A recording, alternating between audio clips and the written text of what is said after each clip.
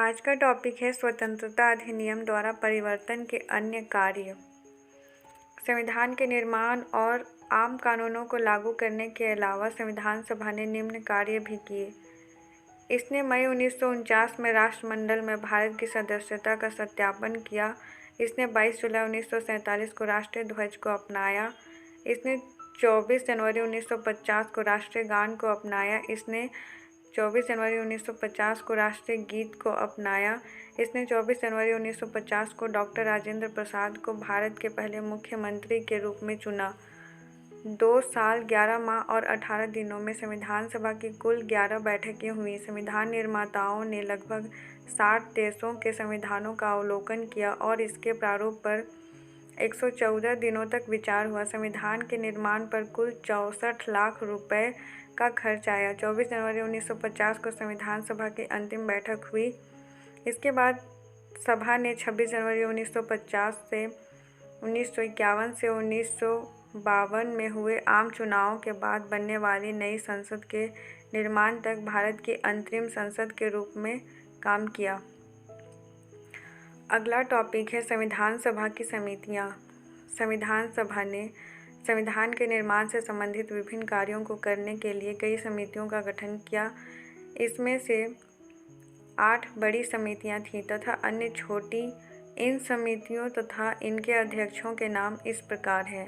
बड़ी समितियां: संघ शक्ति समिति जवाहरलाल नेहरू, संघीय संविधान समिति जवाहरलाल नेहरू, प्रांतीय संविधान समिति सरदार पटेल, प्रारूप समिति डॉक्टर बी.आर. अम्बेडकर, मौलिक अधिकारों, अल्पसंख्यकों एवं जनजातियों तथा बहिष्कृत क्षेत्रों के लिए सलाहकार समिति, परामर्शदाता समिति सरदार पटेल। इस समिति के अंतर्गत निम्नलिखित 5 उप समितियां थीं: मौलिक अधिकार उप समिति जे.बी. कृपलानी, अल्पसंख्यक उप समिति एच.सी. मुखर्जी, उत्तर पूर्व सीमांत जनजातीय क्षेत्र असम को छोड़कर तथा आंशिक रूप से छोड़े गए क्षेत्र के लिए उप समिति गोपीनाथ बोरदोलोई, छोड़े गए एवं आंशिक रूप से छोड़े गए क्षेत्रों असम में सिंचित क्षेत्रों के अलावा के लिए उप समिति ए.वी. ठक्कर,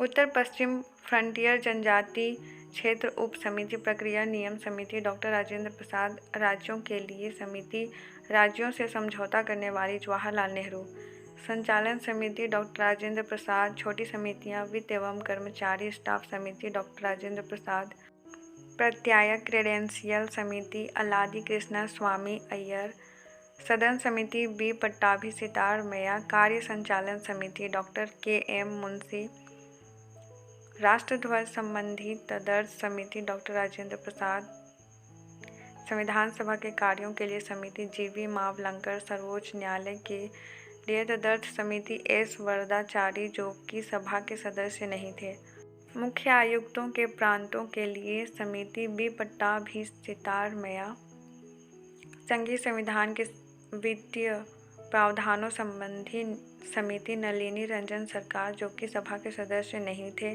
भाषाई प्रांत आयोग एस.के. डार जो कि सभा के सदस्य नहीं थे, प्रारूप संविधान की जांच के लिए विशेष समिति जवाहरलाल नेहरू, प्रेस दीर्घा समिति उषा नाथ सेन, नागरिकता पर तदर्थ समिति एस. वरदाचारी जो कि सभा के सदस्य नहीं थे, प्रारूप समिति संविधान सभा की सभी समितियों में सबसे ज़्यादा महत्वपूर्ण थी। प्रारूप समिति, इसका गठन 29 अगस्त 1947 को हुआ था। यह वह समिति थी जिसे नए संविधान का प्रारूप तैयार करने की जिम्मेदारी सौंपी गई थी। इसमें 7 सदस्य थे जिनके नाम इस प्रकार हैं: डॉक्टर बी.आर. अम्बेडकर अध्यक्ष, N. Gopalaswami Ayyangar, Alladi Krishnaswami Ayyar, doctor के.एम. मुंशी, सैयद मोहम्मद सादुल्ला, एन. माधव राव। इन्होंने बी.एल. मित्र की जगह ली जिन्होंने स्वास्थ्य कारणों से त्याग पत्र दे दिया था। टी.टी. कृष्णामाचारी, इन्होंने सन 1948 में डी.पी. खेतान की मृत्यु के बाद उनकी जगह ली। विभिन्न समितियों के प्रस्तावों पर विचार करने के बाद प्रारूप समिति ने भारत के संविधान का पहला प्रारूप तैयार किया।